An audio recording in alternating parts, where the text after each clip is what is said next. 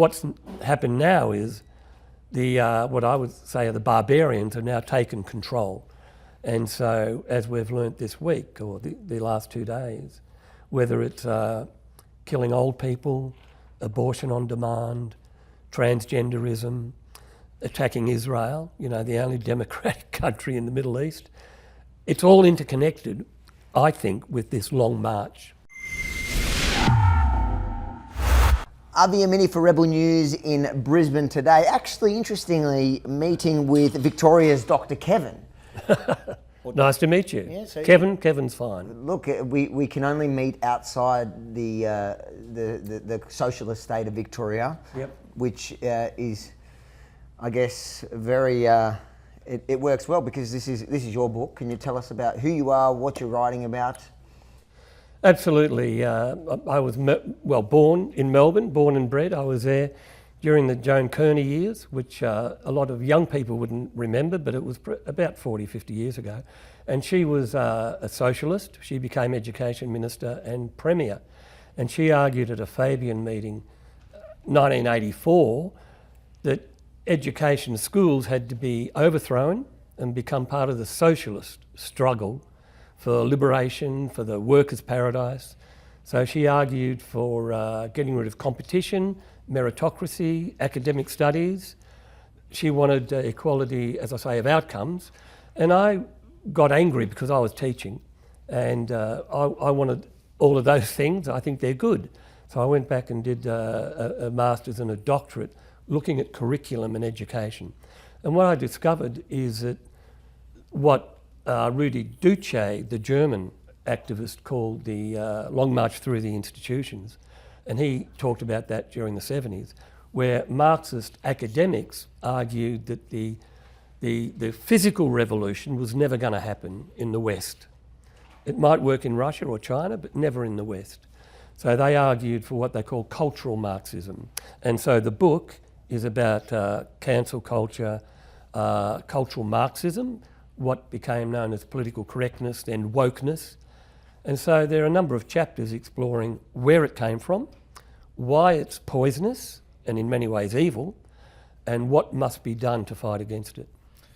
Should be super proud today. She succeeded and her dream came to fruition, it seems. Well, it's gone. I can't believe how bad it is and how bad it's become. I've seen 10, 12-year-old girls crying on TV. They're given permission to go on strike. School strike for climate. So they wag school on a Friday, go on strike. Around the world, I've seen 12-year-old girls crying, saying, we can't have children. And the journalist would say, why can't you have children? The world's going to end. It's a climate apocalypse. We're all going to be dead. These are girls, 12 years old. So what's happened is this cancel culture is poisoning schools, universities, family, church, the media, most of it. And it's destroying any sense of optimism or being positive about the future. And Australia has some of the highest rates of youth suicide, self-harm, depression, drug abuse, because there's no moral compass, there's no spiritual, they're not grounded. Now, whether it's Judeo-Christianity or whether it's some other spiritual or religious belief. So I'm just, shocked how bad it's become. What started maybe 30 years ago, no problem. If you want to fight for fairness, equality, justice, no problem. But what's happened now is what I would say are the barbarians have now taken control. And so, as we've learnt this week, or the last 2 days, whether it's killing old people, abortion on demand, transgenderism, attacking Israel, the only democratic country in the Middle East, it's all interconnected, I think, with this long march. So you've been doing it for 40 years, you say. You're pretty new to the game. Why should anyone take you seriously?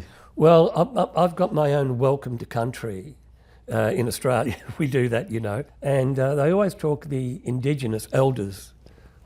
Hey, I'm a Western civilization elder. I'm an elder of the Anglo-Australian Irish tribe, and I'm proud to be Irish Australian. So I'm the elder. You've got to listen to me. If you think it's important to listen to our elders, make sure to like, comment, and most importantly, share it far and wide, because maybe he writes for the Daily Telegraph. In Sydney, yeah. I don't know if in Melbourne they can handle you. But my daughter Amelia is a big fan of yours. And she told me that if I'm going to meet you, I have to say hello.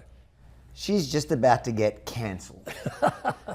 And then head over to followavi.com. Make sure to subscribe to our mailing list and follow me across all socials just in case they try ban us from the platform you're watching on right now. Followavi.com.